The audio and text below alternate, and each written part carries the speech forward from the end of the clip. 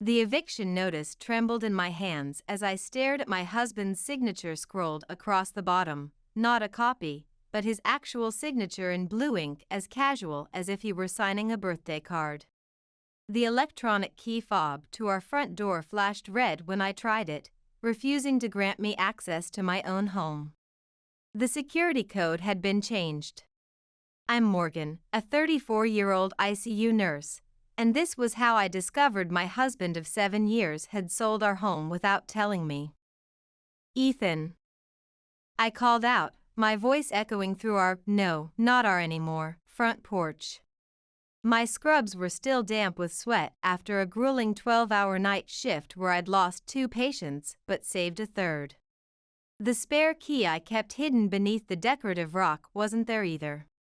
Through the window, I could see my suitcase sitting in the middle of the otherwise empty living room floor. My phone buzzed, a notification from Ethan. Had to make an executive decision, honey. Market was too good to pass up. Your things are packed. The new owners move in next week. I read it 3 times, each time feeling the rage build higher in my chest, mixing with the bone-deep exhaustion that came with back-to-back night shifts.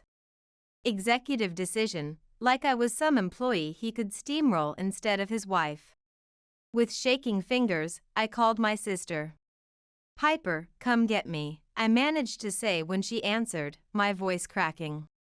Ethan sold the house. He what? Piper's voice shot up an octave, the sounds of her classroom briefly audible in the background. Without telling you?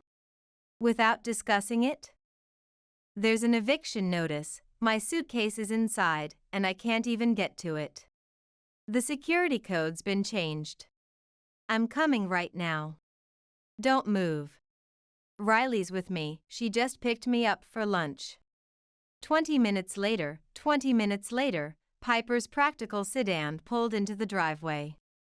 Her partner, Riley, was with her, thank God. While Piper wrapped me in a tight hug, Riley, who worked in construction specializing in security systems, assessed the electronic lock. Standard keypad system, Riley said, her voice calm and methodical. Give me 5 minutes. Is this even legal? Piper asked, still holding me, her teacher's ID badge pressing against my arm. Does it matter? He did it anyway. I wiped my eyes, refusing to cry in front of the neighbors who were already peeking through their blinds. 7 years, Pipe. 7 years, and he doesn't even have the decency to discuss it with me. Riley had the door open in 3 minutes flat, using techniques I didn't understand but was immensely grateful for. The house echoed emptily as we stepped inside. Most of the furniture was gone. My suitcase sat in the middle of the floor like some kind of sacrifice, with a note taped to it. Honey, I read aloud, I know you'll be upset, but this is for the best. The market's hot and we made a killing. I've moved most of our things to storage. Take what you need for now. We'll talk tonight. Love, E. For the best? Piper snatched the note from my hands, her teacher voice coming out. The audacity of this man. I opened the suitcase, my heart sinking. He'd packed some of my clothes, all wrong of course. No underwear, no toiletries, just random dresses and pants thrown together. Not a single piece of my nursing uniforms, not my compression socks, nothing I'd actually need for work. Not even the medical journals I'd been studying for my critical care certification. You're staying with us, Riley said firmly, placing a steady hand on my shoulder. No discussion. My phone buzzed again. Ethan, don't be dramatic about this. It's just business. Just business, I repeated, showing them the text, my voice hollow. Our home is just business. The home I worked double shifts to help pay for. Call Diane, Piper suggested, referring to my best friend from college. She works at the bank. She'll know if this is even legal. I nodded, but before I could dial, another text came through. This one from Marcus, Ethan's friend from business school. Hey Morgan, Ethan told me about the house. Great deal, right? You must be thrilled about the investment opportunity. That's when it hit me. Marcus knew before I did. Ethan had told his friend about selling our house, but hadn't bothered to tell his own wife. The wife who'd just spent 16 hours keeping people alive while he was apparently signing away our home. I need to get some things, I said, heading upstairs, my body moving on autopilot. The master bedroom was stripped bare except for a few boxes labeled Morgan's stuff in Ethan's hasty scrawl. As I grabbed what I actually needed, my nursing credentials, my specialized textbooks, the family photo album, I found our wedding photo still hanging on the wall. Ethan's smile looked different now, not loving but smug, like he'd won something. Found this in the kitchen, Riley called up. She appeared in the doorway holding a stack of papers. Looks like loan documents. They're dated 3 weeks ago. 3 weeks. He'd been sitting on this for 3 weeks, watching me water the garden after long shifts, paint the guest room on my rare weekend off, plan our future in a house he'd already sold. 3 weeks of kissing me goodbye as I left for the night shift, knowing I was saving for our future medical device investment while he was selling our home. Morgan, Piper said softly, using her calming voice reserved for upset students, what are you going to do? I took one last look at our wedding photo, then carefully took it off the wall. The frame came apart easily in my hands.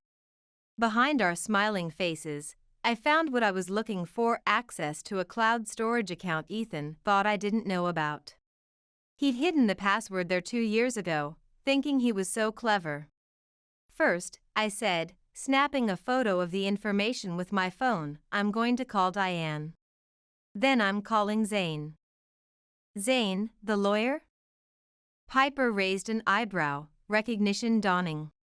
Diane's cousin? Ethan wants to talk business. I grabbed my properly packed bag and headed for the door, exhaustion temporarily forgotten, replaced by a cold, clear purpose. Let's talk business. As we pulled away from the house, my phone buzzed one final time. Ethan again, don't forget dinner at 7 o'clock, we'll discuss the new arrangement. That medical device investment is still on the table. I turned off my phone. Ethan had no idea what kind of arrangement was coming. At Diane's apartment, he's been siphoning money for months, Diane said, scrolling through my banking app. We sat at her glass dining table, laptops open and financial documents spread everywhere. Her apartment was impeccably decorated, a stark contrast to the chaos we were uncovering. Look at these transfers, small amounts but frequent, always just under $5,000 to avoid triggering bank alerts. My hands clenched around my coffee mug, the ICU nurse in me noting my own elevated heart rate and blood pressure. Where was it going? An account I can't directly access, she pointed to a recurring transfer label, her professional banker demeanor momentarily breaking with an expression of disgust.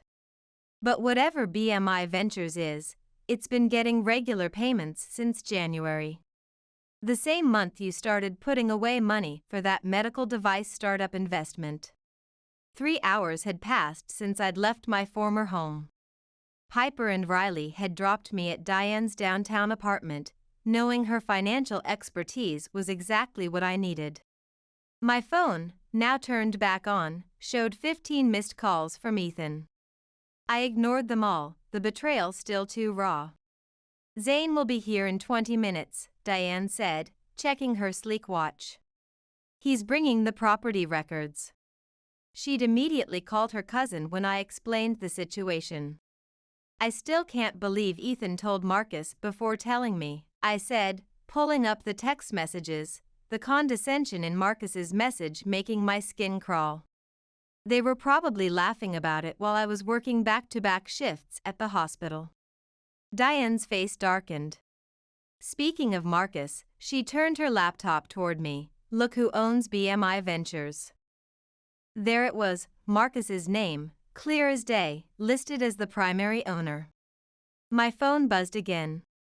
Ethan, where are you? We need to talk about this like adults. Like adults? I scoffed, showing Diane the message. Where was this adult conversation when he was selling our house? When I was working 16-hour shifts to save for our future? The doorbell rang. Zane arrived with a leather briefcase and a grim expression, his suit impeccable even at this hour. I'd met him once at Diane's birthday party, but had never needed his legal services until now. Morgan, he said, sitting down and loosening his tie, I've reviewed the sale documents. There's good news and bad news. Bad news first, I said, bracing myself. The sale is legal. Ethan had the right to sell because the house was only in his name. What? I nearly knocked over my coffee. That's impossible. We bought it together. I worked double shifts for the down payment. Check your closing documents from the purchase, Zane said, his voice calm but sympathetic. I pulled out my phone and opened the cloud storage I'd accessed from behind our wedding photo. Ethan wasn't the only one who could be clever. I'd been making digital copies of important documents for years, just in case. As I scrolled through the files, my stomach dropped. The deed only listed Ethan as the owner. I felt lightheaded, the room spinning slightly from exhaustion and shock. But I paid half the down payment. I said, my voice rising. I have proof, it's right here. I pulled up the transfer records from my banking history, showing multiple large deposits to our joint account labeled House DP. That's the good news, Zane said, leaning forward. You've maintained excellent records.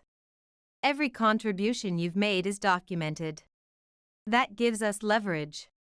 Leverage for what? A lawsuit, Diane cut in, her financial advisor persona fully engaged. He sold your home without consent while taking your money under false pretenses. Not to mention what appears to be financial infidelity with these transfers. My phone buzzed yet again. This time it was Marcus, Ethan's worried sick. Just come home and work this out. This tantrum isn't helping anyone. Home, I laughed bitterly, showing them the message. What home? The one he sold out from under me while I was saving people's lives? Zane pulled out more papers. There's something else you should see. The sale price of your house. It's well below market value, almost suspiciously so. Diane grabbed the papers, her eyes widening. He sold a $750,000 house for $600,000 in this market? That makes no sense unless there's something we're not seeing. I remembered the cloud storage access. Wait.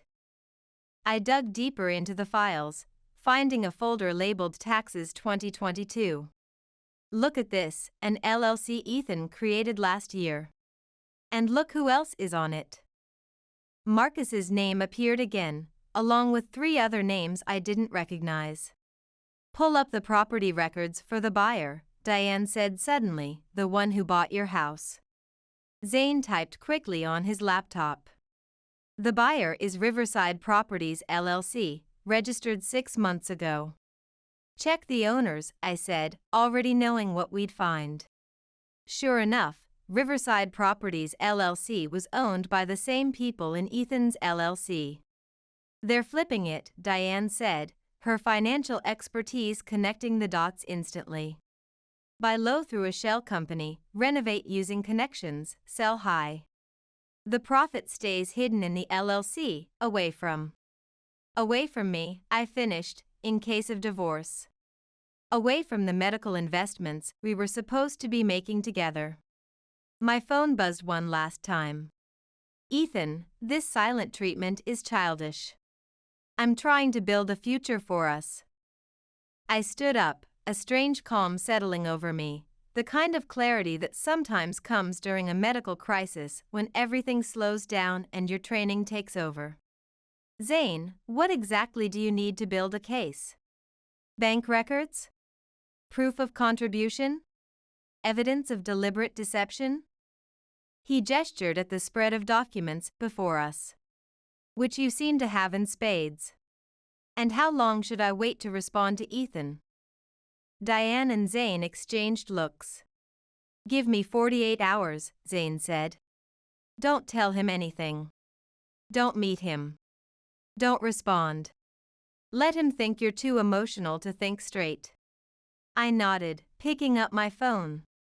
One last message appeared from Riley. Remember what I learned the hard way: the best revenge isn't served hot or cold, it's served when they least expect it. I turned my phone off again and looked at Zane, all traces of fatigue gone from my body. Let's talk about what happens next. 2 days later, Zane's office. Every deposit, every transfer, every contribution you've made to joint expenses, Zane said, organizing files on his polished mahogany desk. It's all here, going back 7 years. I had spent the last 2 days holed up in Zane's downtown office, piecing together my financial history, running on coffee and determination. Diane sat beside me, taking notes and highlighting patterns we'd found, her banking expertise proving invaluable. Look at this, Diane pointed to a spreadsheet on her tablet. You paid for the kitchen renovation last year, $40,000 from the money you saved working holiday shifts 3 years straight. That renovation mysteriously increased the house's value by $90,000. Money that Ethan and his friends will now pocket, Zane added, adjusting his glasses. All while you were pulling double shifts at the ICU. My phone lit up with another message from Ethan, 3 days of silence. Real mature, Morgan. I'm starting to lose my patience. We have investment decisions to make. He's getting nervous, Diane observed, a hint of satisfaction in her voice. Good. Let him squirm. A knock at the door interrupted us. Riley walked in carrying a stack of papers, her construction uniform still on, clearly coming straight from work. You were right about the renovation company, she said, dropping the documents on Zane's desk. It's owned by one of the LLC partners. My foreman confirmed it. They've been flipping houses all over town using the same scheme. I pulled records from the permits office. I flipped through the papers, my clinical focus kicking in as I analyzed the pattern. These are all recent sales, last 18 months, Riley confirmed, pointing to dates. They buy low through shell companies, renovate using their own company, then sell high through different shells. The permits are all pushed through by the same inspector. The profits never touch personal accounts. Zane leaned back in his chair, a slight smile playing on his lips. This is better than we hoped.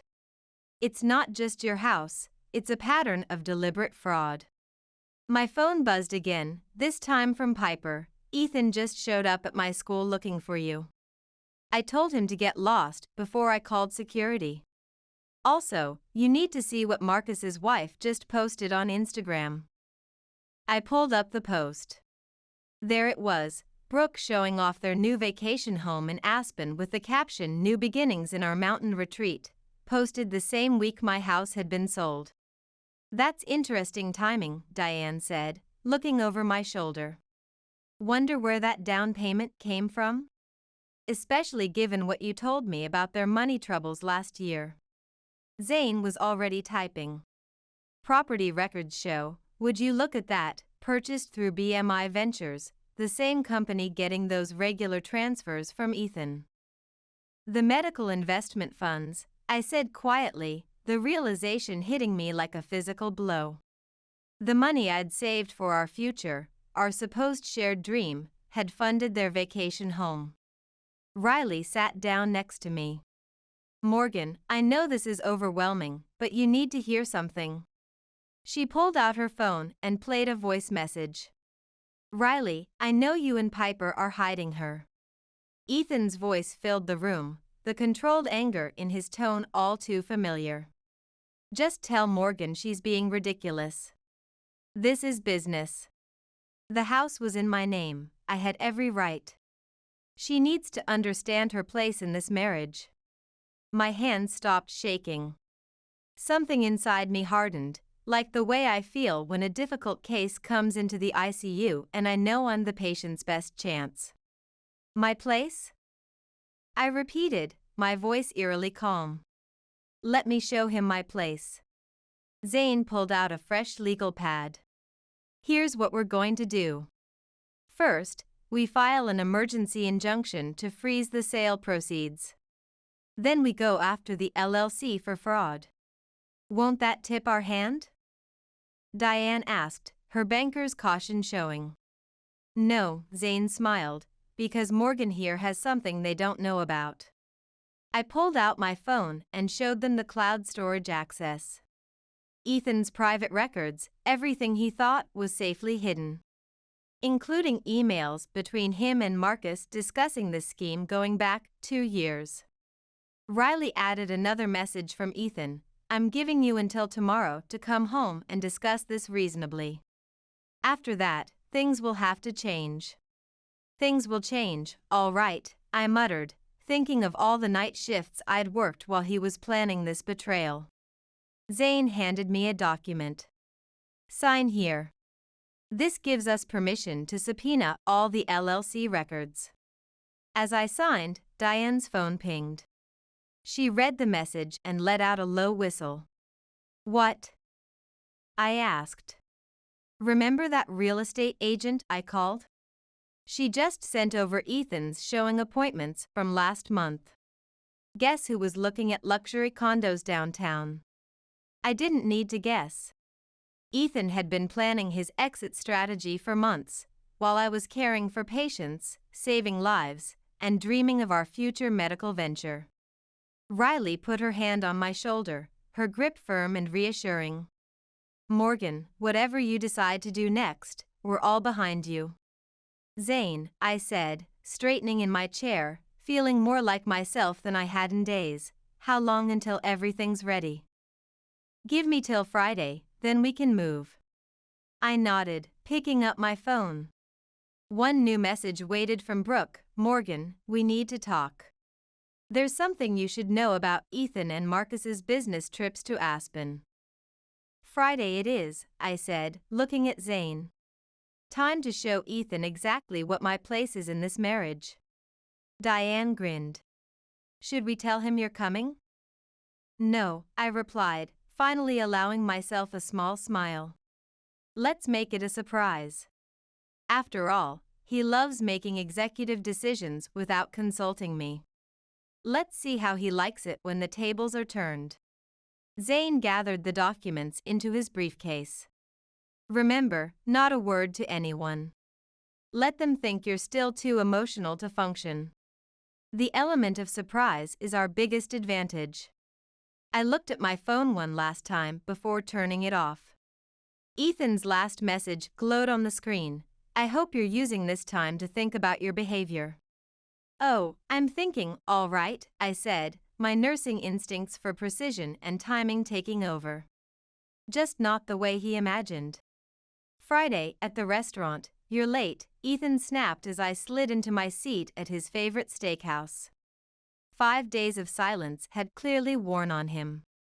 His usual perfectly pressed shirt was wrinkled, his hair unkempt, and dark circles shadowed his eyes. For someone so concerned with appearances, he looked terrible. Traffic, I murmured, playing the part of the chastised wife, though inside I felt a surge of satisfaction at his disheveled state. Across the restaurant, Diane sat at the bar pretending to review documents while keeping watch, her banker's attire allowing her to blend seamlessly with the after-work crowd. I ordered for you already, Ethan said, his tone softening slightly as he attempted to regain control of the situation. Your usual salmon with dill sauce, of course. He had, heaven forbid, allowed me to make my own choices, even here, in this moment, when our entire marriage was crumbling. The irony wasn't lost on me that he'd choose a $40 entree without consulting me while simultaneously selling our home without a word. Where have you been staying? He asked, trying to sound casual but unable to hide the irritation in his voice. I could see the calculation behind his eyes. Which assets might I have accessed? Which friends might have sheltered me? I shrugged, examining my menu despite his already ordering, the leather-bound list of overpriced entrees suddenly fascinating. This silent treatment is beneath you, Morgan. I've been trying to reach you for days. We have investment decisions that can't wait.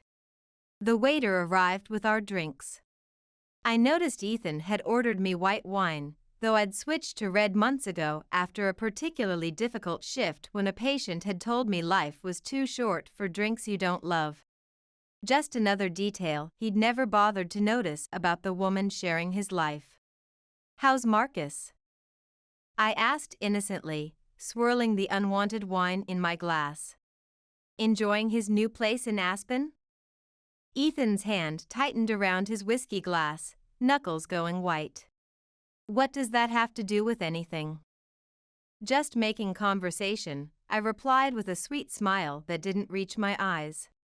"Isn't that what you wanted to talk about? Investments? Real estate? Business opportunities?" Before he could respond, my phone buzzed with a text from Zane. "Done. All accounts frozen." I took a deliberate sip of the wine I didn't want, watching Ethan over the rim of my glass. His phone buzzed in his pocket, then again and again. The symphony of incoming messages became impossible to ignore. "Excuse me," he said, pulling it out with practiced casualness that crumbled as he read the messages. His face went from annoyed to alarmed in seconds. "I need to make a call." The moment he stepped away toward the restrooms, Diane slid into his seat. "Marcus is blowing up his phone," she whispered, her eyes bright with controlled excitement. "Zane's injunction just hit. They can't access any of the LLC accounts." "How long until he realizes about the other accounts?" "Minutes, maybe seconds," I replied, feeling the strange calm that sometimes comes in the ICU when a critical situation begins to stabilize.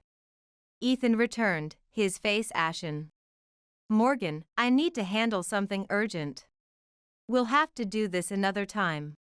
"But you ordered my salmon," I said, widening my eyes in mock disappointment, channeling the Nurses Academy acting skills I'd developed to calm panicked patients. "And we haven't even talked about the house yet. Or our medical investment." His phone buzzed again.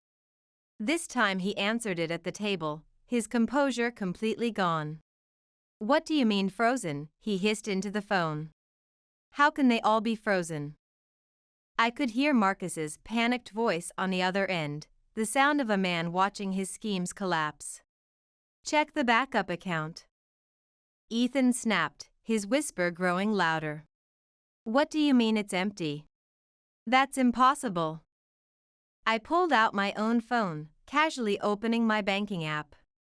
"Oh, honey," I said softly, "is something wrong with the accounts? The ones for our medical investment?" His head snapped up, eyes narrowing with sudden comprehension. "What did you do?" "Me? I'm just a nurse who doesn't understand business, remember? Just a wife who should know her place." The waiter appeared with our food. "The salmon with dill sauce for the lady." "She's not staying," Ethan growled, earning a surprised look from the server. "Actually," I said, smoothing my napkin across my lap with deliberate care, "I think I am. You did order for me, after all.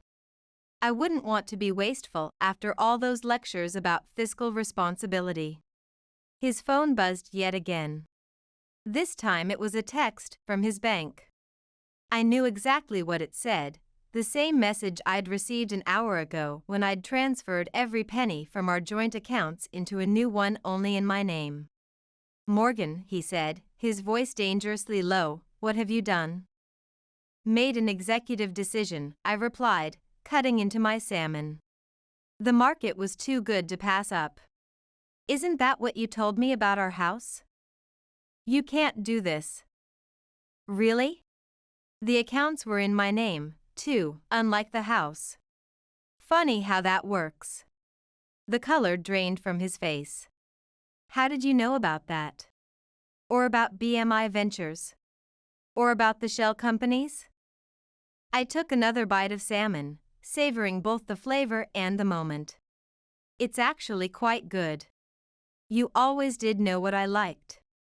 Well, except for the wine. And which house I wanted to live in. And how I felt about you selling it without telling me. His phone kept buzzing, messages from Marcus, from their other partners, from their banks. The carefully constructed house of cards was collapsing in real time. This is illegal, he sputtered, looking wildly around the restaurant as if seeking an escape. Diane appeared at our table again, this time with Zane. Actually, Zane said, placing a thick envelope on the table, everything she's done is perfectly legal. Unlike, say, using shell companies to hide assets from your spouse, or fraudulently using someone's medical investment funds for personal gain. Ethan's face went from white to red in an instant. You brought a lawyer to dinner? Well, you brought Marcus into our marriage, I countered. Fair is fair. Miss Mitchell, Zane said formally, shall we proceed with filing the divorce papers? Divorce? Ethan choked. Morgan, be reasonable. I stood up, finally meeting his eyes directly. I am being reasonable. In fact, I'm being business-minded. Isn't that what you always wanted from me? You'll regret this, Ethan threatened, but his voice lacked conviction. No, I said, picking up my purse, I regret not doing it sooner. Oh, and Ethan, the salmon really was excellent. You should try it. I already paid for it with what's left of your credit card. As I walked out with Zane and Diane, I heard Ethan's phone buzz one final time. Glancing back, I saw him staring at the screen, all color draining from his face. I knew from Brooke that she'd just sent him a message. We need to talk about the women you brought to Aspen. The night wasn't over yet. They're scrambling, Diane said, scrolling through her phone. We sat in Zane's office the next morning, watching the aftermath unfold through the wall of windows overlooking the city. Brooke has been posting cryptic messages about trust and betrayal on Instagram. She's tagged every partner's wife in them, Diane announced, her banker's precision evident in how she tracked the digital fallout. The LLC's lawyer has been trying to reach me since dawn, Zane added, checking his messages while adjusting his tie. They're offering to negotiate. I sipped my coffee, feeling strangely calm, like the unusual clarity that sometimes comes after a long trauma case. Too late for that. My phone lit up with a text from Riley. Ethan just tried to get into your old house. The new owners called the police. He's completely unraveling. Piper said from her perch on Zane's windowsill, good. Let him feel what it's like to be locked out of your own home. Her teacher voice had an edge I rarely heard. Another message popped up, this one from Marcus's wife, Brooke, Morgan, I'm ready to talk. Meet me at Lakeside Cafe in an hour. I showed the message to Zane, who nodded approvingly. Go, but wear this. He handed me a small recording device. Just in case. These situations can get complicated fast. At the cafe was quiet when I arrived, the morning rush having subsided. Brooke sat in a corner booth, looking nothing like her perfectly polished Instagram photos. Her eyes were red, her designer handbag clutched tight against her chest like a shield. Even her normally impeccable makeup couldn't hide her distress. Thank you for coming, she said as I sat down, her voice hoarse. I should have told you sooner. Told me what? I kept my nurses calm, the same steady presence I used with anxious patients. She pulled out her phone, hands shaking slightly. I found these last month. I didn't know what to do with them. She slid the phone across the table. Photos filled the screen, Ethan and Marcus at various locations, always with different women. The timestamps matched their supposed business trips when Ethan had told me he was attending medical investment conferences, the very ones I'd paid for with my overtime shifts. "There's more," Brooke said, her voice breaking. The houses weren't just for flipping, they were party houses. "That's why they sold below market value," I finished, the pieces clicking into place with clinical precision. "They needed places that couldn't be traced back to them." She nodded, a single tear tracking down her cheek. The women, some of them were escorts, expensive ones, paid through BMI Ventures. "That's what the regular transfers were for," I said, thinking of the money that should have gone toward our medical device startup. The money I'd been saving for years. My phone buzzed, a message from Ethan: "Whatever Brooke tells you is a lie. She's unstable from her medication. Don't trust her." I showed Brooke the text. She laughed bitterly, wiping at her tear. "Unstable? I have bank statements, Morgan. Receipts, hotel bookings, everything. I was an interior designer before I married Marcus. I know how to document things. Would you be willing to show those to my lawyer?" "I'll do better than that." She pulled out a small flash drive from her purse. "I'll give them to you. Marcus doesn't know I made copies to cloud storage and this backup." Just then, both our phones buzzed simultaneously, a group message from Marcus to several numbers: "Emergency meeting at the office. Everyone needs to be there, no exceptions." "He's panicking," Brooke said, her designer composure cracking further. "They all are. The wives are talking to each other now, comparing notes. You're not the only one they've cheated." I stood up, gathering my things. "Come with me to Zane's office. We need to move fast." Back at Zane's, the pieces fell into place rapidly. Brooke's evidence, combined with what we already had, painted a picture far darker than simple real estate fraud.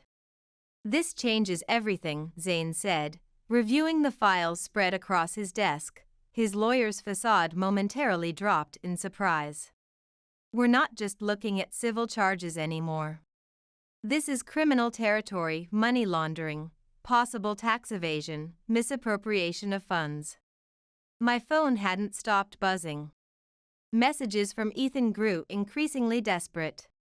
"Morgan, we need to talk. This has gone too far. Think about what you're doing to our future. To our plans. I can explain everything." Diane, who'd been uncharacteristically quiet, suddenly sat up straight. "Look at this," she said, pointing to her laptop screen. "They're trying to transfer the house again to another shell company. This transaction just attempted to clear." "They can't," Zane said, frowning. "The injunction prevents any property transfers." "They're trying anyway." "Desperate men do desperate things," Diane replied, her financial expertise recognizing the panic move. As if on cue, Piper burst into the office, her school lanyard still around her neck. "Ethan's at the house again. The new owners called Riley. He's trying to break in through the back door." Zane was already dialing. "I'm calling the police. This ends now." I picked up my phone, finally responding to Ethan's barrage of messages. "Stop trying to enter the house. It's not yours anymore. Just like I'm not yours anymore." His reply came instantly: "You have no idea what you're doing. You're ruining everything we built." "No," I typed back, feeling the calm certainty I sometimes felt when making critical medical decisions. "I'm exposing what you built. There's a difference." Brooke touched my arm. "There's one more thing you should know." She pulled up another photo on her phone. It showed Ethan with a young woman entering a jewelry store. "This was last week, right after he sold your house." The woman wore the same type of medical scrubs I wore, but she was clearly decades younger. Ethan had once commented that I was aging out of my nursing career. Now I understood the comment's true meaning. "Send it to me," I said quietly, my professional composure holding firm. My phone buzzed one final time, a message from Marcus. "Morgan, whatever Ethan's done, we can work this out. Name your price. Think about the medical startup opportunity you'd be losing." I looked at Zane. "They're offering a buyout." He smiled grimly. "They don't understand, do they? This isn't about money anymore." "No," I agreed, standing up, feeling stronger than I had in months. "It's about justice. And it's time they learned the difference between saving lives and taking advantage of those who do." Brooke straightened in her chair, smoothing her designer dress. "What's next?"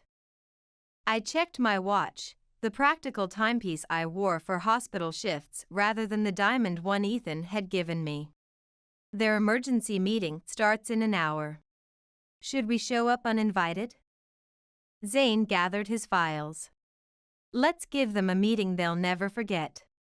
The elevator doors opened to the 12th floor of Marcus's sleek downtown office building.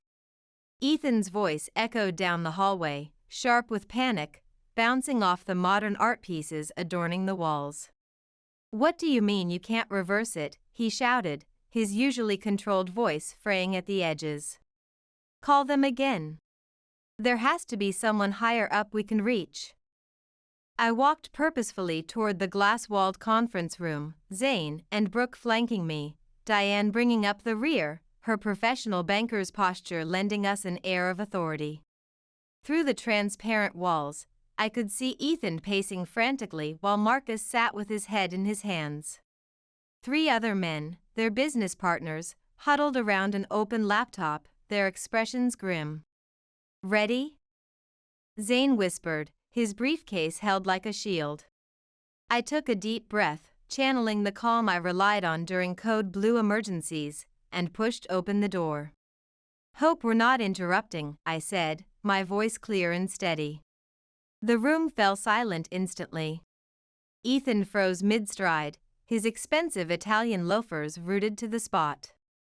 His face registered shock, then disbelief, then fear in rapid succession. Marcus recovered first, standing up and straightening his designer tie. "This is a private meeting." "Private like the houses?"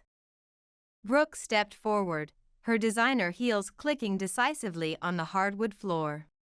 "Or private like the escorts?" Marcus's face went ash white, all pretense of composure evaporating. "Brooke, what are you?" "Sit down," Zane commanded, his voice cutting through the tension with practiced legal authority. "All of you. Now." The men exchanged glances but complied, years of corporate conditioning kicking in. Only Ethan remained standing, his knuckles white against the back of his chair. "You can't be here," he said, but his voice wavered, lacking the confidence he'd shown when ordering my dinner just days before. I pulled out a chair at the head of the table, the power position, and sat down deliberately. "Actually, I can. You see, I'm now a majority stakeholder in BMI Ventures." "That's impossible," one of the partners sputtered, his golf tan contrasting with his suddenly pale face. "Check your phones," Diane suggested with professional sweetness. The transaction alerts should have come through by now. They did. The color drained from their faces as they saw the notifications confirming the new ownership structure. "How?" Ethan demanded, his voice a mixture of rage and disbelief.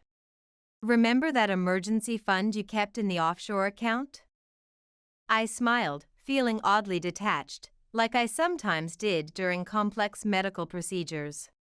"The one you thought I didn't know about?"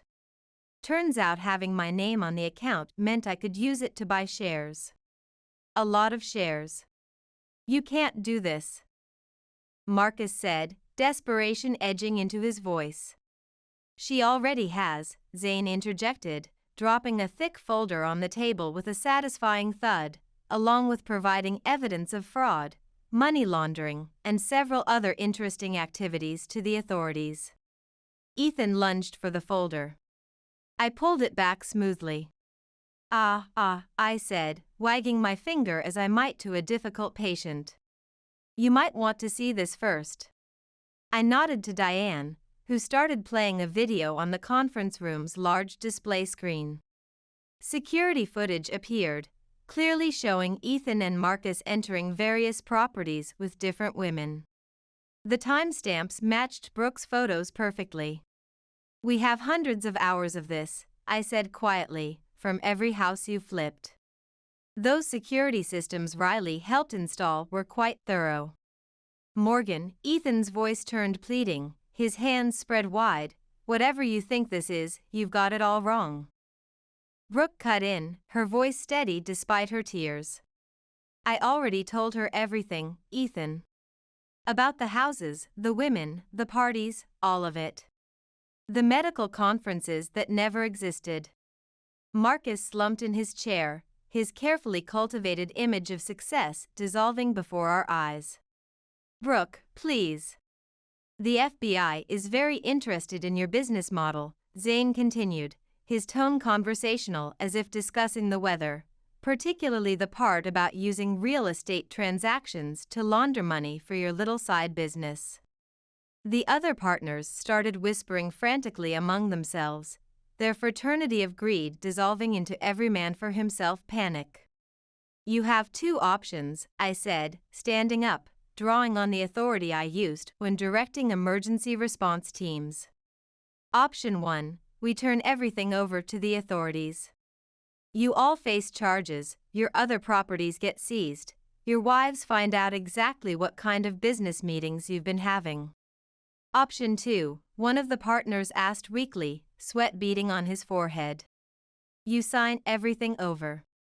The properties, the companies, all of it. Walk away with enough to start over, but not enough to maintain your current lifestyles. That's blackmail. Ethan snarled, a flash of his true character breaking through. No, Zane corrected calmly, adjusting his glasses, it's negotiation. Your specialty, isn't it? My phone buzzed with a message from Piper. Police just arrested Ethan's college buddy trying to break into the house again. Want me to press charges? I showed the message to Ethan. Sending friends to do your dirty work now? You're bluffing, Marcus said suddenly, grasping at straws. You wouldn't risk losing everything in a legal battle. You care too much about that medical startup idea. I pulled out one final document, the paper crisp and official. Remember that prenup you made me sign, Ethan? The one that said I get nothing if I'm unfaithful? I slid the paper across the table. Turns out it works both ways. And unlike you, I have proof. Ethan grabbed the paper, his hands shaking as he read the clauses he'd insisted on but never thought would apply to him. You have 1 hour to decide, Zane announced, checking his watch. After that, we go to the authorities. You lose everything. Just for revenge? Ethan asked, his voice barely a whisper, genuine fear in his eyes for the first time. I leaned across the table, feeling the same intensity one felt when fighting to save a patient's life. No, honey. I'm just making an executive decision. The market for justice is too good to pass up. As we turned to leave, Brooke stood up, smoothing her designer dress. I'm going with them, she told Marcus. The divorce papers will be filed today. Brooke, wait, I paused at the door, turning back for one final blow. Ethan, that young nurse you bought the diamond bracelet for last week? The one in the blue scrubs? I smiled sweetly. She works at my hospital. Consider the statement she gave HR about your inappropriate advances, our insurance policy. The last thing I saw as the door closed was Ethan's face crumpling as he realized just how completely he'd been outplayed by the wife he'd so thoroughly underestimated. In the elevator, Diane checked her watch. 59 minutes until their world implodes, unless they take the deal. They'll take it, I said confidently, the nurse in me recognizing the signs of men backed into a corner. Men like them always choose self-preservation over reputation. Zane's phone buzzed. Partner's lawyer just called. They're ready to negotiate. I smiled. Right on schedule. 3 days later, sign here, and here, Zane pointed to the marked lines with his monogrammed pen. Initial these pages. Ethan's hand trembled as he signed the documents across the conference table. Marcus and the other partners did the same, their lawyers hovering nervously behind them like anxious parents at a school recital. 3 days had passed since our confrontation. We were back in the same conference room, but the power dynamic had shifted dramatically. The expensive leather chairs that had once represented their kingdom now held the instruments of their surrender. That's the last of the property transfers, Zane announced, collecting the papers with methodical precision. BMI Ventures is now officially under new management. You've ruined us, Marcus muttered, not meeting anyone's eyes, his designer watch suddenly looking like a burden on his wrist. No, Brooke corrected from her seat beside me, her voice steady and clear, you ruined yourselves. We just exposed it. My phone buzzed with a message from Piper, the moving trucks just finished at the house. Everything's out. Riley supervised to make sure they didn't damage anything. Ethan looked up sharply at the sound, his eyes bloodshot from sleepless nights. Where are my things? In storage, I replied coolly, just like you did with mine. The access code will be sent to your lawyer. What am I supposed to do now? His voice cracked, the facade of the successful businessman completely shattered. Where am I supposed to go? Funny, I said, meeting his gaze directly, those are the exact questions I asked myself when you sold our house while I was working a double shift saving lives. One of the partners stood up abruptly, his expensive suit wrinkled from stress. This is insane. We had a good thing going. A good thing? Diane interrupted, pulling up images on the conference room screen. You mean these good things? Images flashed across the screen, their parties, their secret meetings, bank statements showing suspicious transfers, all catalogued with banker's precision. The men winced as their secret world was displayed in high definition. Enough, Zane said firmly. The deals are signed. You've all been more than fairly compensated, considering the alternatives. Fairly compensated? Ethan spat, a flash of his true nature breaking through. You've taken everything. Not everything, I corrected, using the calm voice I reserved for distraught family members in the ICU. Just the illegally obtained assets. You each still have your personal accounts, well, what's left of them? Marcus's lawyer cleared his throat. My client would like to discuss the matter of the Aspen property. The property purchased with laundered money? Zane raised an eyebrow. That property has been surrendered to authorities as evidence of criminal activity, unless you'd like to explain its funding source to the FBI. The lawyer fell silent, suddenly fascinated by his legal pad. My phone buzzed again, this time from Riley, police just called. They're ready to move on the other properties whenever you give the word. I showed the message to Zane, who nodded. Gentlemen, he announced, I suggest you use what's left of your resources to start fresh somewhere far away, because once this goes public. Public? Marcus's head snapped up. You promised we wouldn't press charges. Brooke cut in, we never promised silence. Ethan stood up, his chair scraping loudly against the floor. Morgan, please. We can work this out. We can start over with the medical investment.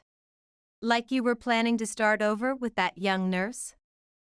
I pulled out one final photo, Ethan in the jewelry store, caught in the act. How much did that bracelet cost? More or less than the medical device funding you diverted? He collapsed back into his chair, defeated, the man who had always been in control now completely untethered. "Mr. Mitchell," Zane said firmly, "I suggest you leave now. Your new apartment lease starts today. The address has been sent to your lawyer." "New apartment?" Ethan looked confused, as if the concept of downsizing was foreign to him. "One bedroom, third floor walk-up," I said. "The rent fits within your new budget. I picked it myself. Consider it my final executive decision in our marriage." The partners filed out one by one, their lawyers hurrying them toward the elevators like handlers managing disgraced politicians. Marcus paused at the door. "Brooke," he started, reaching toward her. "Save it," she cut him off, not even looking up from her phone. "The divorce papers are being filed this afternoon. Your things will be gone by the time I get home." Ethan was the last to leave. He stopped beside my chair, his cologne unable to mask the scent of desperation. "I never meant..." he began. "Yes, you did," I interrupted. "You meant every bit of it. You just never thought I'd fight back." The door closed behind him with a final click, like the sound of a hospital room door after delivering difficult news.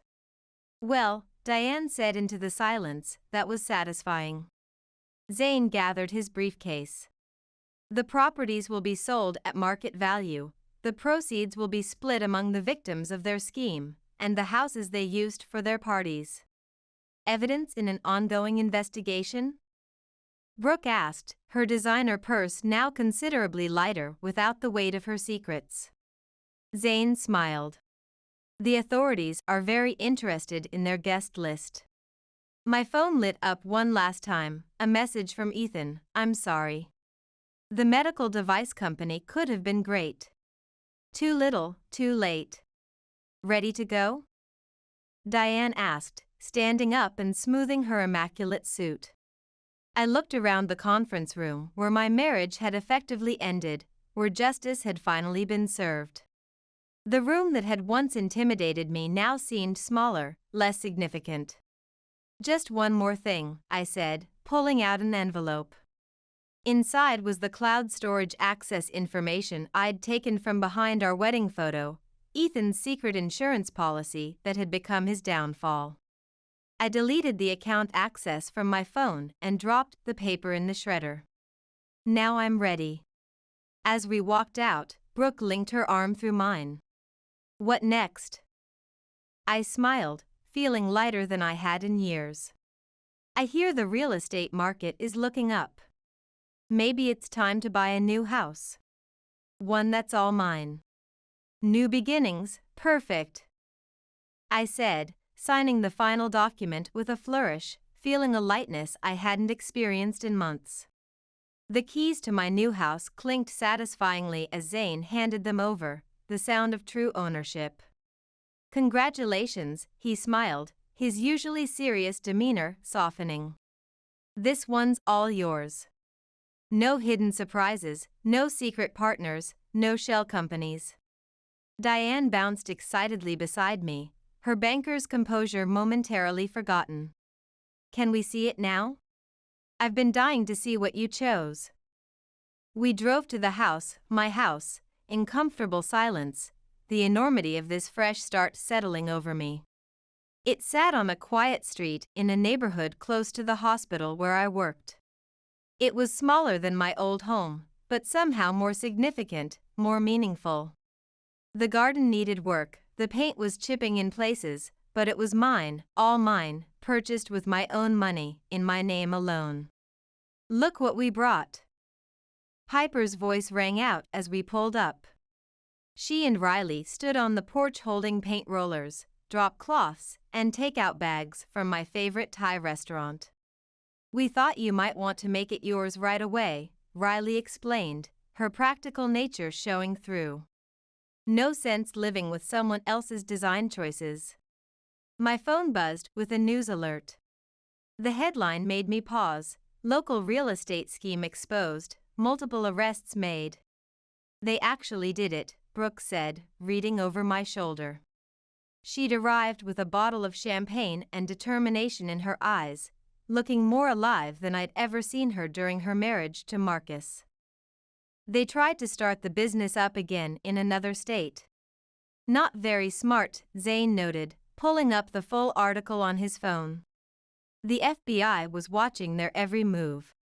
Speaking of moves, Diane interrupted, her voice dripping with satisfaction. Ethan's young nurse friend, the one in the blue scrubs, just testified against him. Turns out she was gathering evidence for 3 other nurses he approached inappropriately. I unlocked the front door, cutting off the conversation about my past to focus on my future. The empty rooms echoed with possibility, with promise. No furnishings yet, no decor, just space waiting to be filled with new memories. Paint first or food first? Piper asked practically, holding up the rollers. Actually, I said, there's something else first. I pulled out a small box from my bag. Inside was a framed photo, not my wedding photo this time, but a new one taken last week. It showed all of us, me, Piper, Riley, Diane, Brooke, even Zane, celebrating the final court victory with genuine smiles and raised glasses. Where should we hang it? Riley asked, already pulling out her toolkit. Right here, I pointed to the living room wall facing the entrance, where everyone can see it. As Riley hung the photo, my phone buzzed again, a message from Ethan's mother. He's asking about you. Says he wants to apologize properly. He seems genuinely sorry. I showed it to the others. Delete it, Brooke advised firmly, like I deleted Marcus's 100 messages of regret. Already done, I said without hesitation. Some chapters need to stay closed. Later that evening, we ordered pizza, opened Brooke's champagne, and started painting the living room. The color, a bold terracotta, was nothing like the safe beige Ethan had insisted on in our old house. It had warmth, character, life, everything my ex-husband had tried to minimize. Have you seen the latest property listings? Diane asked, rolling paint onto the walls with surprising skill. The houses they used for their parties are being converted into women's shelters. The Justice Department approved it this morning. Good, I said firmly, feeling a weight lift further. Something positive should come from all this. Zane's phone rang. He stepped out to take the call, returning with a satisfied smile that softened his usually serious features. That was the prosecutor, he announced. Ethan and Marcus took plea deals. They're looking at significant time, the others too. How long? Brooke asked quietly, her brush pausing mid-stroke. 5 to 7 years, plus restitution to all affected parties. Riley raised her champagne glass. To karma. Piper added, to friendship. Brooke chimed in, to new beginnings. To executive decisions. I finished, clinking my glass with theirs, the phrase that had once symbolized my powerlessness now representing my strength. As the evening wore on, we painted and planned. Brooke talked about the support group she'd started for women in similar situations, her designers already sketching logos and websites. Diane shared ideas for a financial literacy program for women going through divorce. Riley and Piper discussed their upcoming wedding, wondering if the new house could host the reception. You know what's funny? I said, stepping back to admire our work, the rich terracotta walls warming the room like a sunset. Ethan always said I was bad at making decisions, that I needed his guidance. And now look who's guiding who. Diane grinned, her analytical mind clearly appreciating the irony. My phone buzzed one final time, an email from the Justice Department, Victim Restitution Program first payment processed. What will you do with it? Zane asked. I looked around at my new home, at the family I'd chosen, at the life I'd rebuilt from the ashes of betrayal.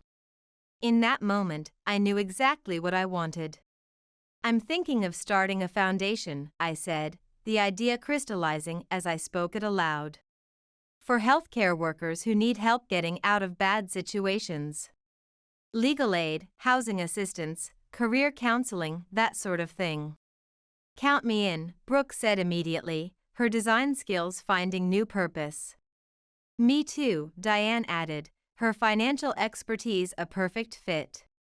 Us three, Riley said, hugging Piper, their combined practical and emotional intelligence invaluable. Zane pulled out his business card, sliding it across the newly installed kitchen counter. You'll need a good lawyer. Epilogue, I looked at the newly painted wall, at our group photo hanging proudly in the center. The terracotta color reminded me of sunrise, warm, hopeful, and full of possibility. It was fitting for this new chapter of my life.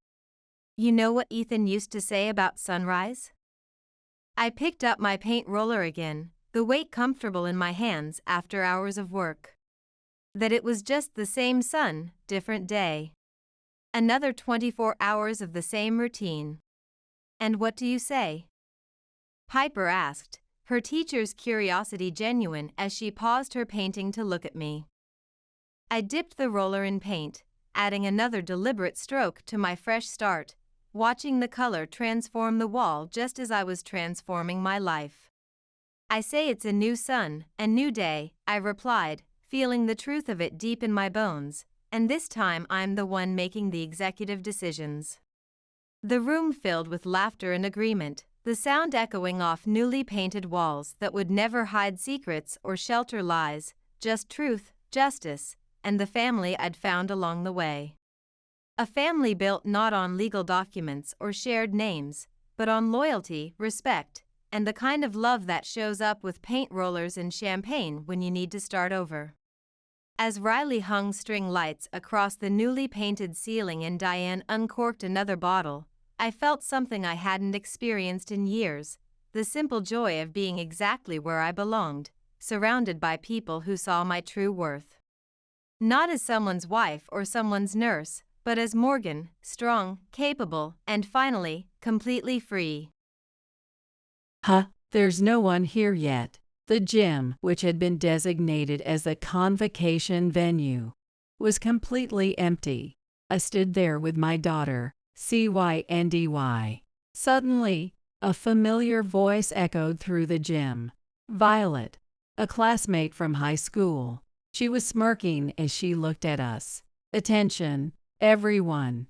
Single mother households are disqualified from enrollment. Violet clapped as she laughed. She looked absolutely delighted. Tears ran down my cheeks out of frustration. Oh my, crying already. How pathetic. Violet sneered. Besides, convocation already happened a few days ago. No way. But we received a notice saying it was rescheduled for today. We had definitely received an official notice about the date change. But now, she was saying it had already taken place as planned. Getting tricked like that, maybe it just means you had it coming.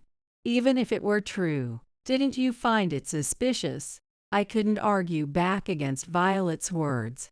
And we left the gym. Mom, this happened because of me, right? If I hadn't said I wanted to go to that school.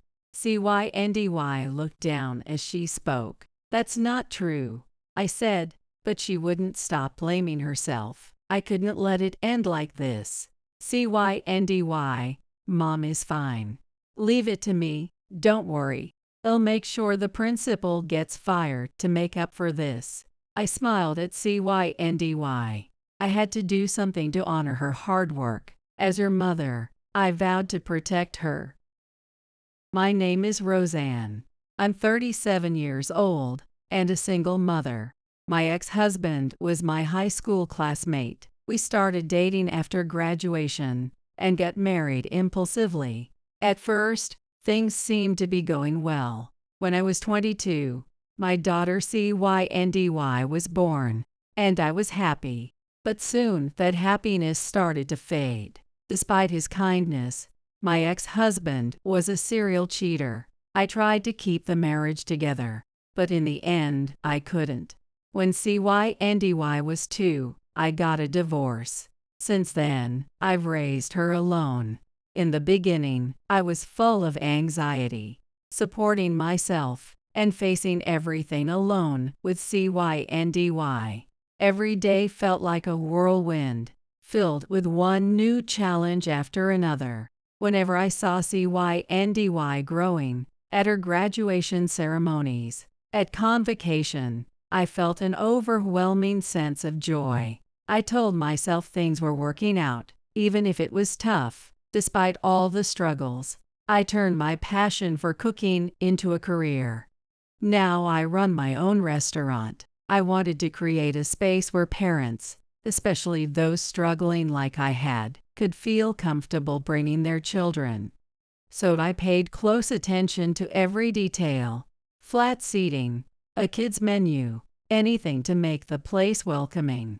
Among my youngest customers, the hamburgers and fries became a huge hit. Word of mouth spread, and soon the restaurant was thriving.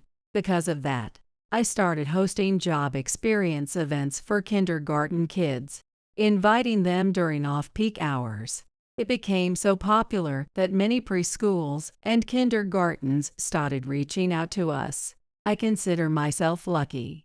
Except for my ex-husband, I've been blessed with amazing people in my life. Most of all, my daughter, CYNDY. She grew up to be such a kind and thoughtful child. Even when she was little, she hardly ever threw tantrums.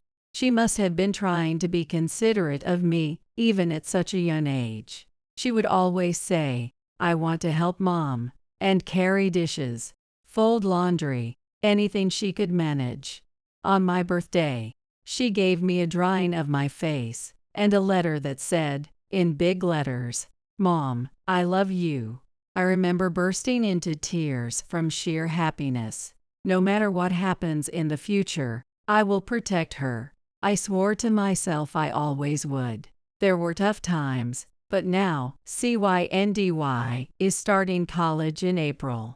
Mom, I have one favor to ask. One summer, before her entrance exams, CYNDY came to me with a serious expression. "I have a dream of becoming a lawyer. That's why I want to go to a top school." She spoke with conviction. "The tuition is expensive, and I know it will be a burden, but I really want to try. Mom, please." Her voice was firm, but I could see the hesitation in her eyes. As I listened, my heart swelled with emotion. She had grown so much. It made me both proud and a little lonely. But I had been preparing for this. I had been saving for her tuition all along. This isn't selfish at all. You don't have to worry about anything. I held back my tears and gave her a reassuring smile. From that moment on, CYNDY dedicated herself to her studies. But tuition wasn't the only problem. The school she wanted to attend was highly competitive. With just an average academic record, getting in wouldn't be easy. At that point in the summer, her grades weren't promising, and honestly, I was worried. But as she chased her dream, her determination exceeded all expectations, and she improved dramatically. There wasn't much I could do except make her late-night snacks, but her hard work paid off, and she passed the exam. I was so overjoyed on the day of the results that I decided to offer half-price meals at the restaurant that night. I told every customer who walked in about my happiness. "Roseanne, this is way too much of a discount." Nicola, one of my regular customers, laughed as she teased me. It's fine, nothing makes me happier than this."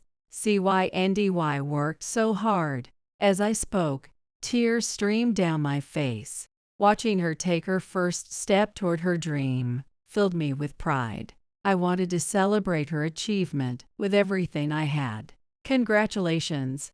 You both did an amazing job, CYNDY and Roseanne." Nicola's words made CYNDY burst into tears as well. The restaurant, filled with laughter and happy tears, felt like a banquet hall. It became one of the best memories of our lives. A few days later, the school held an orientation session. There, I ran into someone unexpected. It was Violet, my former classmate. Apparently, she worked as a school administrator. Long time no see, Roseanne. Have you been doing well? To be honest, I never liked Violet. She was never a friend, just a classmate. We never had a deep connection. My ex-husband had been in the same class as Violet in high school. She had always tried to compete with me, whether it was test scores, sports rankings, or even the accessories we owned. Whenever she won, she would smirk and say, "Guess I win again," in the most condescending way.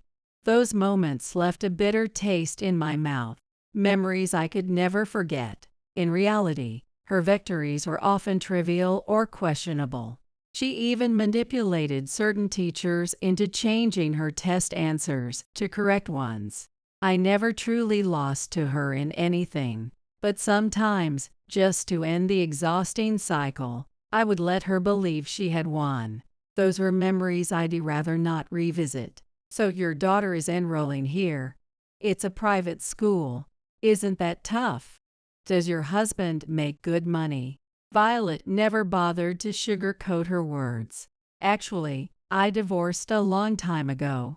Tuition is expensive, but I can manage with my salary. As soon as I said that, Violet's lips curled into a chilling smile. She looked genuinely delighted to hear that I was a single mother.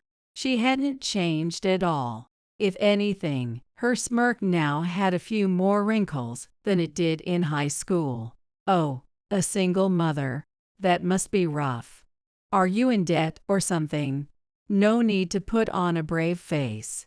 With the innocence of a child, Violet, the 37-year-old, spoke. It was frustrating, but she was now part of the school staff that would be interacting with CYNDY. Thank you for your concern, but I'm doing just fine. I appreciate your support for my daughter from here on. I tried to keep things civil and bowed slightly. Oh my, you seem so confident. How boring. For some reason, that irritated her. She glared at me as if I had personally offended her. Even CYNDY, standing beside me, seemed uneasy about Violet's attitude. The school we had longed for so much felt completely different from what we had imagined. It was no surprise that the contrast was shocking. Even as the orientation began, I could see Violet moving around near the stage. She wandered back and forth in the gym, making her presence known. I had no intention of paying attention to her, but my eyes kept drifting in her direction. Our eyes met. She flashed that same unsettling grin before leaning in to whisper something to a man beside her. Looking closely, I realized that the man was the principal. He had just finished giving a speech to the incoming students. A sinking feeling settled in my stomach. What was she saying to him? Violet's lack of decency was enough to put me on edge. I stayed cautious, but nothing happened after that, and the orientation ended without issue. That woman you knew, Mom. She gave me really bad feeling. It's like she doesn't care about how other people feel at all. CYNDY said this on the way home in the car. She sounded unusually upset.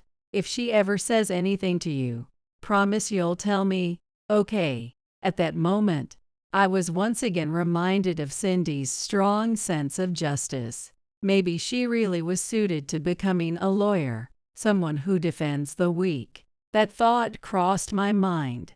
Thank you, CYNDY. But don't worry, Mom's fine. The very next day, something strange happened. I received a direct message on my social media account from an unfamiliar sender. When I saw the name, I was shocked. It was from Violet. Messages came in rapid succession. Are you really okay being a single mother? You must have a low income. You shouldn't push yourself so hard. By the way, why did you get divorced? Come on, tell me. I'm curious. You must be gotten stuck with a worthless man. Sorry for you. 5 messages in a row, all brimming with Violet's usual personality. She claimed to pity me, but her excitement was obvious. Even during the busiest hours at my restaurant, she continued sending messages without any regard for my time. I was getting exhausted, but knowing Violet, if I handled this the wrong way, she could easily turn her attention toward CYNDY. As much as I wanted to block her immediately, I couldn't take that risk. CYNDY was about to start attending that school. The last thing I wanted was to cause any trouble. I never imagined things would escalate like this before school had even started. Carefully, I crafted neutral responses, making sure not to provoke Violet. A few days later, I received a letter stating that the convocation date had been changed. I found it a little strange, but since it was a private school, I figured these things happened. I accepted it without much thought. Once school started, I would have more chances to run into Violet. The thought alone filled me with dread. It felt like I had been thrown back into high school. But watching CYNDY so excited about her new journey, I knew I couldn't let Violet ruin this. As a mother, my job was to support CYNDY. Finally, the day of convocation arrived. CYNDY stood in front of the mirror, checking her outfit with a bright smile. Seeing her like that, I felt an overwhelming sense of pride in how much she had grown. I was already getting emotional. Good thing I hadn't put on makeup yet. Tears welled up in my eyes. Mom, are you seriously crying already? It's too soon. CYNDY laughed. Memories flooded my mind. Her childhood, the day she was born, all the nights she stayed up studying for exams. Each one warmed my heart, and I couldn't stop the tears. Tears are memories melting into reality. The more memories you have, the harder they are to hold back. Mom, thank you for letting me go to the school I wanted. She looked a little embarrassed as she expressed her gratitude. I felt like all the struggles I had endured were finally paying off. Raising a child is tough. Looking back, I wondered how I had managed to get through it all. But the gifts that children give in return are immeasurable. Moments like this, completely unexpected, yet so profound. A happiness that felt like it validated my entire life, wrapped around me. Thank you, too, CYNDY, for being born. By the time I spoke, my voice cracked, and I couldn't say another word. I never imagined I'd be crying my heart out this early in the morning. You're so quick to cry, CYNDY said, laughing at me over and over. I knew I was a sentimental parent, and so, filled with the greatest happiness, we headed to convocation. At that moment, I had no idea I was about to experience the greatest despair of my life. There's no one here yet. The gym, which was supposed to be the convocation venue, was completely empty. Not only was no one there, but even the chairs for the new students hadn't been set up. Despite it being just 30 minutes before the event, something was wrong. Come to think of it, there hadn't been any convocation announcement at the school gate or inside the building. A terrible feeling crept over me. Could it be? Just then, Violet's light-hearted voice echoed through the gym. I looked toward the stage. Standing there were Violet and the principal. Violet smirked as she locked eyes with me. Attention, everyone. I have an announcement. Single mother households are disqualified from enrollment. Violet clapped her hands together, her face brimming with genuine delight. It was the same smug expression she had always worn in high school. I felt my blood rush to my head. I was overcome with an uncontrollable sense of outrage. What do you mean?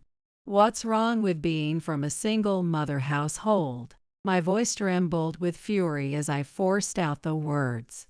Please refrain from raising your voice.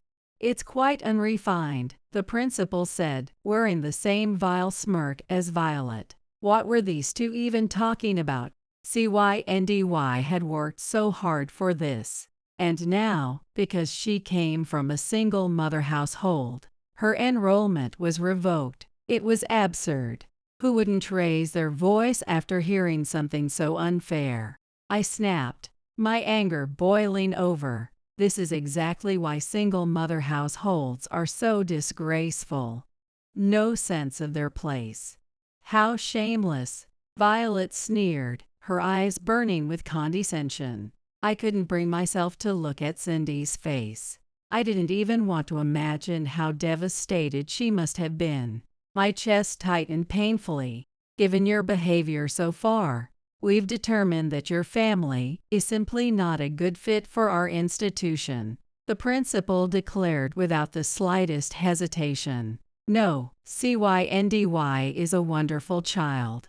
She's someone to be proud of, someone who deserves to be here. You can't just decide otherwise with words like that. Tears streamed down my face, completely different from the ones I had shed this morning. Oh my, are you crying? How pathetic. Violet mocked me with a laugh. At this point, my anger had already gone beyond rage. I was overwhelmed with sadness. It was so painful that I could barely stand. But I couldn't afford to lose, for Cindy's sake. I'll say it again.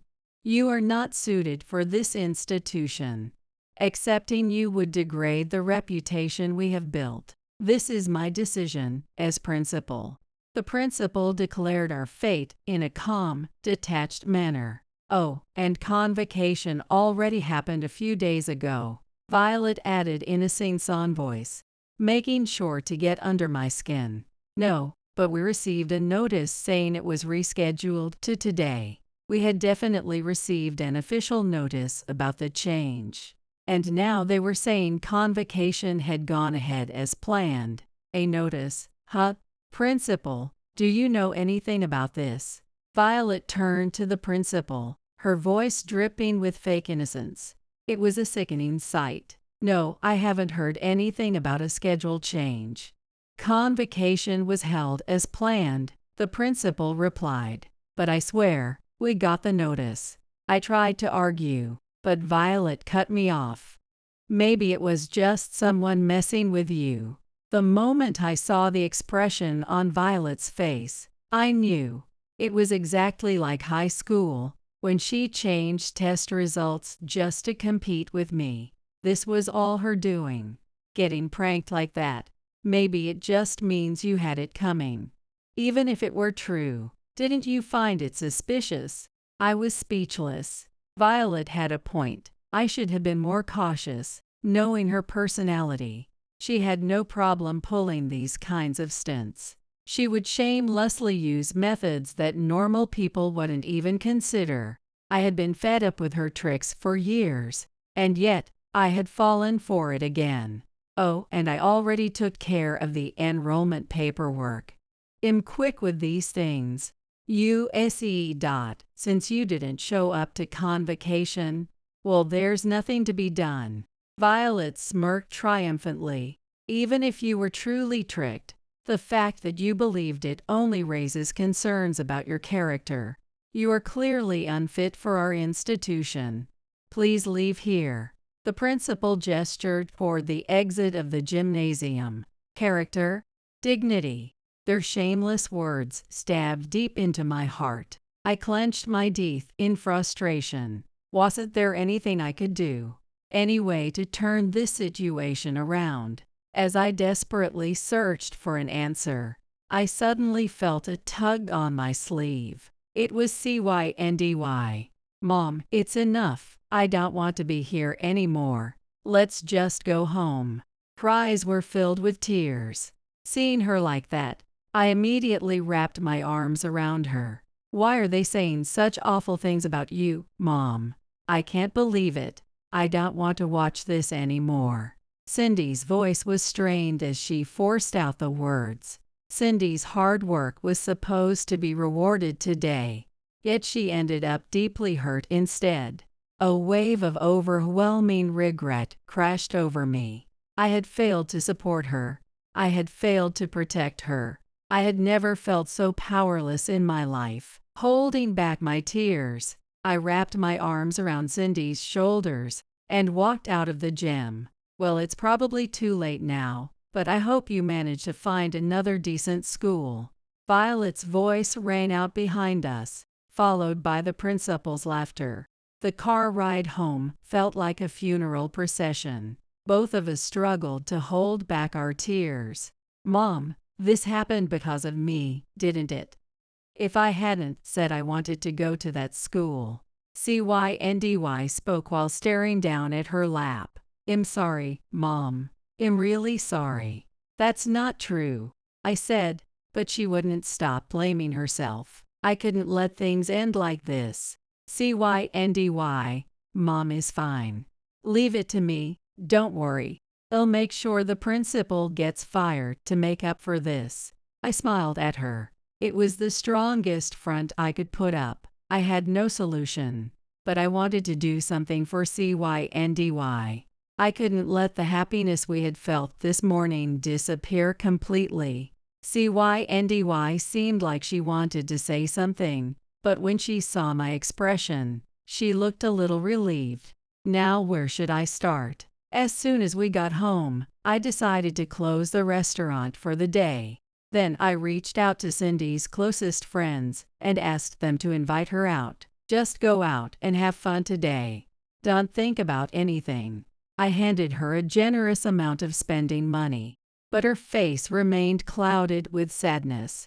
But when her friends arrived, Cindy seemed to feel a little better. I was relieved that it was still spring break. After seeing Cindy off, I decided to take this matter to the Board of Education. I went to the city hall and explained the situation at the front desk. They called in the appropriate officer to speak with me. At first, the official seemed skeptical, but as I spoke with sincerity, his expression began to change. I laid out all the evidence I had, Cindy's acceptance letter, the rescheduling notice, everything. As he looked over the documents, he grew visibly outraged. They'll conduct an investigation on my end as well. He assured me of his support. When I got home, exhaustion finally caught up with me, and I collapsed onto the sofa. Why was the principal, someone in a position of authority, so easily controlled by a mere administrator like Violet? It was clear that something was going on between them. I began to suspect the nature of their relationship and decided to investigate, but I had no special resources or professional means to dig deeper. So I turned to the Mom Friends group chat I had formed through my restaurant and decided to ask around. It felt invasive to pry into someone's personal life, but when I thought about what had happened to Cindy, I couldn't bring myself to care. At first, the responses were hesitant, but soon, messages started pouring in. Apparently, Violet and the principal were having an affair, and neither of them had a good reputation. Will do anything to help. I can't believe they made Cindy cry. Here's Violet's social media account. Maybe there's something in there that could be used as evidence. The Mom Friends stood by my side, offering various pieces of information. When I checked the account they had provided, I found Violet posting about her daily life. Mixed in, however, were subtle hints suggesting a relationship with the principal. I quickly took screenshots and saved the data. This could be useful evidence, but it still wasn't solid enough to be definitive proof. I have to do everything I can. I never wanted to hear Cindy say those heartbreaking words again. I strengthened my resolve. That evening, I waited for Cindy to return home. We ate dinner together, speaking little, but I tried to maintain an air of normalcy. The next day, In between the busy hours at my restaurant, I visited a law firm that one of my mom friends had recommended. The lawyer's response was hesitant at first, since this case revolved around matters of perception and personal judgment. Proving legal wrongdoing would be difficult. However, if we gathered enough evidence, we had a strong chance of winning a civil lawsuit. The lawyer believed in our case and agreed to continue providing counsel. It wouldn't be cheap, and it would take time, but I had no choice. From there, I went straight to a private investigator's office to gather further evidence.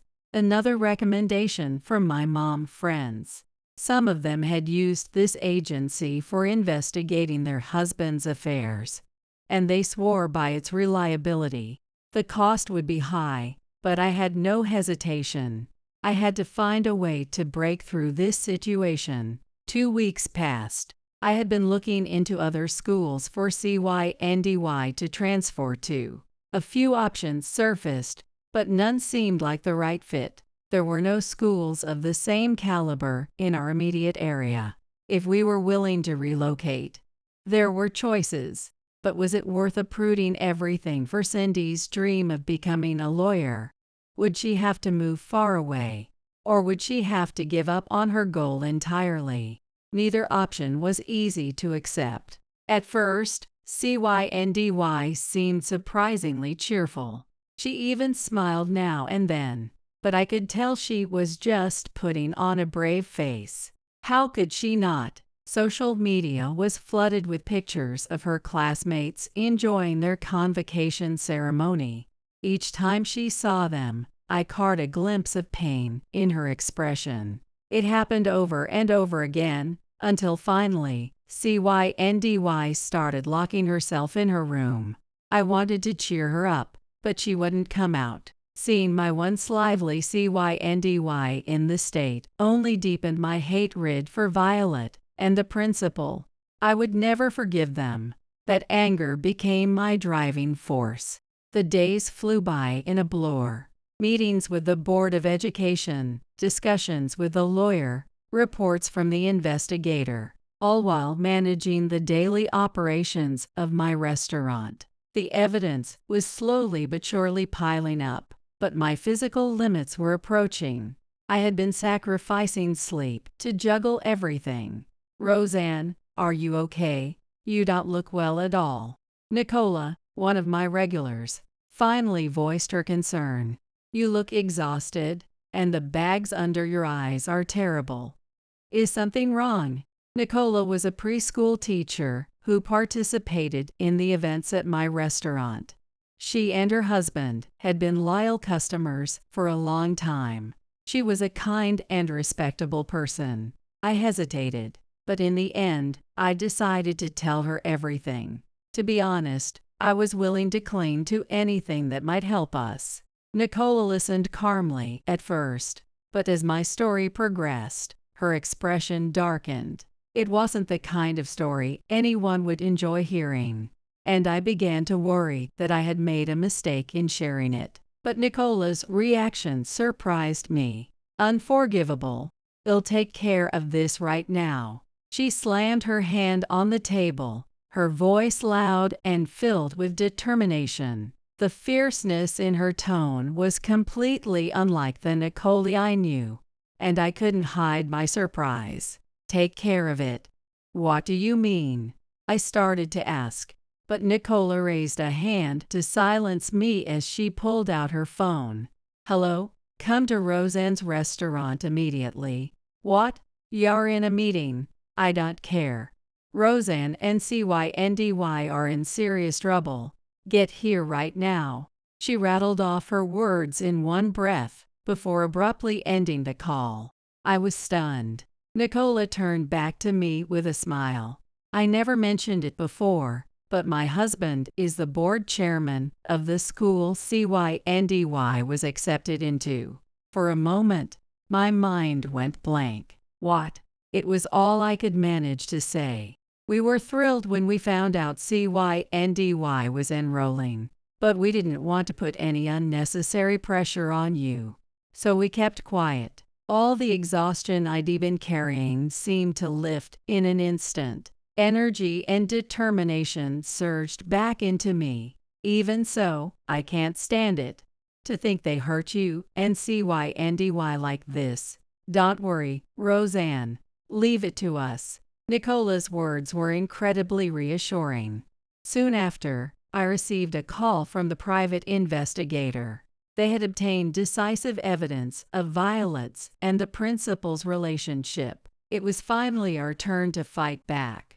A few days later, Violet and the principal were summoned to the gymnasium by the board chairman. I watched the two of them from the shadows. CYNDY and Nicola were with me. The two of them looked confused as they entered the empty gym. Having been told it was a staff meeting, the board chairman appeared on stage. "Mr. Chairman, what is the purpose of this meeting?" the principal asked nervously, glancing toward Violet. Violet also seemed bewildered, her expression a mix of confusion and unease. "Principal, surely you have some idea why the two of you were called here." The chairman's stern tone carried through the gym. Hearing that, Violet and the principal exchanged uneasy glances. "What are you talking about?" Violet answered awkwardly. The principal was visibly shaken as well. They were both desperately trying to cover it up. "We already know everything. As educators, your actions are utterly disgraceful and inexcusable."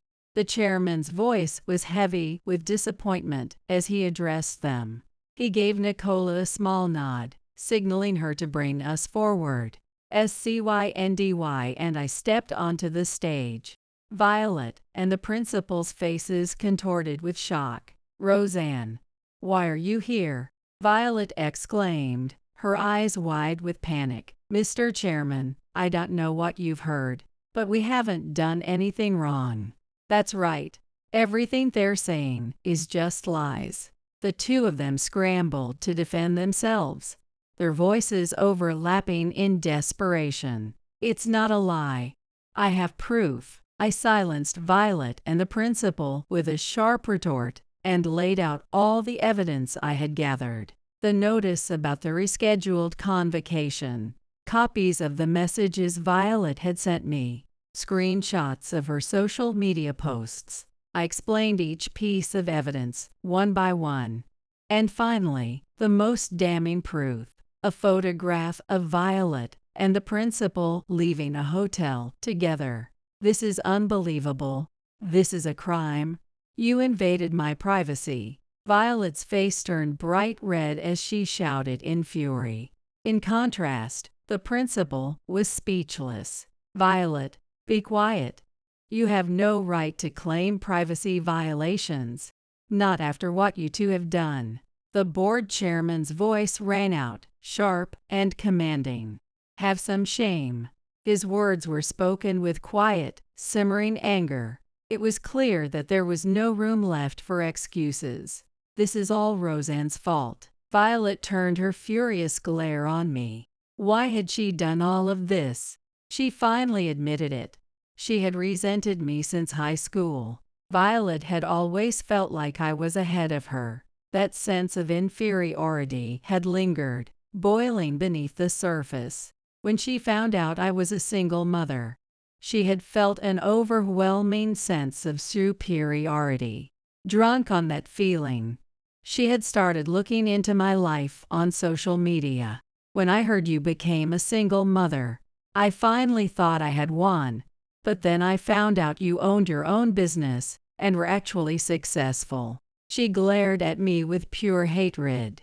"I can't stand that you're doing better than me. It's unbearable. A single mother, acting all happy and successful. There's no way you got there honestly. You must have cheated your way to the top. That was the breaking point. How dare you?" Cindy's voice rang through the gym. I had never seen her this angry before. "Do you even realize how much my mom sacrificed to raise me? How hard she worked to build her business?" I saw it all, up close. Violet visibly flinched at her outburst. "So what if she's a single mother?" I've always been happy. And you can't stand her success.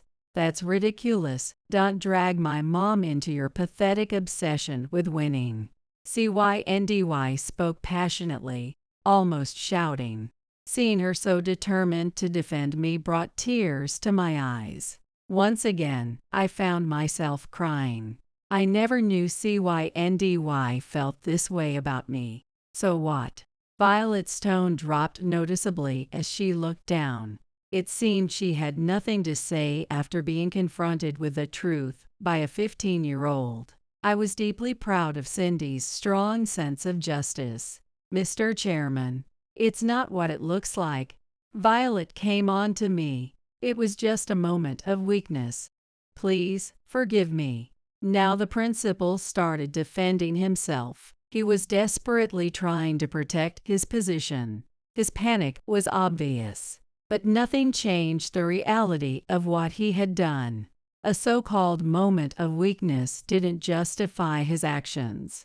Hey, what are you talking about? You said you'd go on overnight dates with me.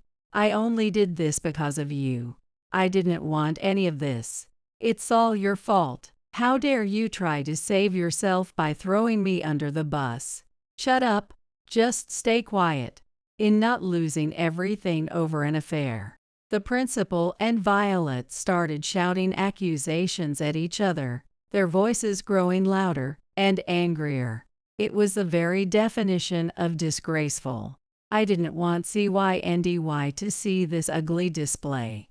Enough! The board chairman's commanding voice cut through the chaos, silencing them both. He sighed deeply, clearly disgusted by their behavior. Principal, Violet. From here on, I will handle this matter personally. Be prepared for a thorough investigation, and understand there will be consequences for your actions. With those words, the board chairman sentenced them, and Violet and the principal collapsed into their seats, drained of all energy. Roseanne, Cyndy, I sincerely apologize for everything that has happened. The board chairman turned to us and bowed his head. He continued, saying, I know this may feel too late, but if you're still willing, we would be honored to have Cyndy enroll at our school. Both Cyndy and I happily accepted his offer. I thought everything was finally resolved, but the trouble wasn't over just yet. About a month later, a health inspector unexpectedly arrived at my restaurant. It wasn't a routine checkup. It was a surprise inspection. I was a little taken aback, but I had always been meticulous about hygiene, so I knew there was nothing to worry about. As expected, the results confirmed there were no issues. Before leaving, the inspector mentioned that the visit had been prompted by an anonymous tip. Rumors started spreading online, claiming my restaurant had serious sanitation issues. Negative reviews flooded social media and review sites, all attacking my business. They claimed the food was terrible, the place was filthy, and the service was the worst. Accusations that had no basis in reality. Of course, not every customer experience is perfect, but I was confident that my restaurant had never done anything to deserve such harsh criticism. There was a clear sense of malice behind these attacks. This has to be. My eyes landed on one comment. This place is run by a disgraceful single mother. Violet's face immediately came to mind, but I had no direct proof. I contacted my lawyer right away. We'll send a formal notice immediately. A formal notice, or cease and desist letter, would force the platform to cooperate in identifying the culprit and taking legal action. It would cost a fair amount, but I decided to move forward with it. The results came quickly. As I had suspected, the culprit was Violet. I had my lawyer send the formal notice, but there was no response from Violet's side. I considered reaching out to her directly through social media, but my lawyer advised against it. That would only escalate things further. At this point, let's file a lawsuit. You're guaranteed to win. Since we had come this far, I decided to see it through to the end. I hoped this would finally bring closure. A few weeks later, something unexpected happened. It was just before closing time. I was chatting with Nicole after she finished her meal when the restaurant door suddenly swung open with force. "Welcome." Before I could finish my sentence, I saw who had barged in. It was Violet. Her face was twisted with rage. "You need to stop this right now. I don't care about lawsuits or whatever, but you've ruined my life. Are you enjoying this?" She shrieked hysterically and lunged at me. Fear froze me in place. But before Violet could reach me, she suddenly spun through the air and crashed to the ground. "You know I actually take self-defense classes." Nicola's smiling face was a little terrifying. It was an unexpected side of her. Pinned to the ground, Violet was completely immobilized. I immediately called the police. Violet was taken away in handcuffs. This incident would work in my favor in the lawsuit. My claims were fully acknowledged in court, and Violet was ordered to pay a significant amount in damages. Following an investigation by the board chairman and the education committee, both Violet and the principal were dismissed from their positions. I finally felt that it was all over. I gathered the evidence from the case, along with a note that read "Violet defeated, principal fired," and placed them inside a tin can, which I buried in my backyard like a time capsule. I dug a deep hole to ensure it would never be unearthed again, carefully covering it with soil. It was a symbolic ceremony, a tribute to the battle we had fought and won. That day, after experiencing utter despair, I had made a promise to CYNDY. They'll get the principal fired and bury him. At the time, I had no idea how I was going to do it, but now I had finally delivered on that promise. The story quickly made the news, and word spread fast. Violet and the principal's misconduct was exposed for all to see. The principal not only lost his job, but also his family. His wife, furious over his affair, sued both him and Violet for damages. Violet, now unemployed, was burdened with 2 massive lawsuits. She struggled to find work, as the scandal had spread all over town. She had no one to blame but herself. The school also made headlines, but the board chairman handled the situation well by publicly disclosing the findings of the investigation and the disciplinary actions taken. CYNDY was initially hesitant, still shaken by everything that had happened. But since the incident had been widely reported in the news, her homeroom teacher and classmates went out of their way to support her. I was incredibly grateful for their kindness. Thanks to them, she quickly adjusted to her new school and started enjoying her classes. She was working hard every day toward her dream, and seeing her so determined made me proud. There was something else that made me even happier. Thanks to the board chairman's thoughtful decision, a second convocation ceremony was held, including CYNDY. The other students and parents were incredibly supportive. No one objected. In fact, some parents even joked, getting to experience convocation twice is a bonus. As for me, once again, I ended up crying. My restaurant was also featured in the news due to the incident. However, thanks to my loyal customers, who spoke highly of the place in interviews, the publicity didn't harm us. If anything, even more customers started coming in than before. It was an unexpected but welcome surprise. My bond with Nicola and her husband deepened through this experience. Now even students training to become preschool teachers participate in our community events. We never had children of our own, so we can't help but think of you as our daughter and CYNDY as our granddaughter, Nicola said with a warm smile. You've really worked hard. You did an amazing job. You're a wonderful mom. You fought with everything you had for Cindy. Nicola said as she acknowledged all the struggles I had faced. I felt truly happy. I really am lucky. Not just because of Nicola, but because of my wonderful customers, the children who attend our events, and most of all, my precious CYNDY. I am truly surrounded by amazing people. I want to cherish their smiles and continue running my restaurant, savoring every little moment of happiness that life brings. And above all, I will never forget to be grateful.